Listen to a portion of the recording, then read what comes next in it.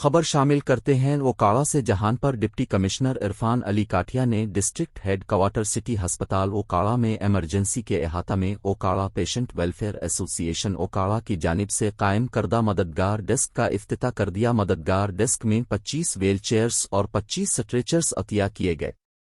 Deputy commissioner Irfan علی کاٹیا نے Okara patient welfare ایسوسی ایشن اوکاڑا کے منتظمین کو DHQ ہسپتال کے مریضوں کے لیے مددگار ڈیسک قائم کرنے کے منصوبے کو دکھی انسانیت کی خدمت کی بہترین مثال قرار دیتے ہوئے خراج تحسین پیش کیا۔ اس موقع پر سپرنٹنڈنٹ DHQ ہسپتال انتظامیہ ڈاکٹر سجاد گیلانی اور دیگر سٹاف کے علاوہ شیخ عبدالغفور، قیصر نواز بخشی، شفیق خان، میڈیا نمائندگان اور مینیجر مارکیٹنگ محمد اصغر بھی موجود تھے۔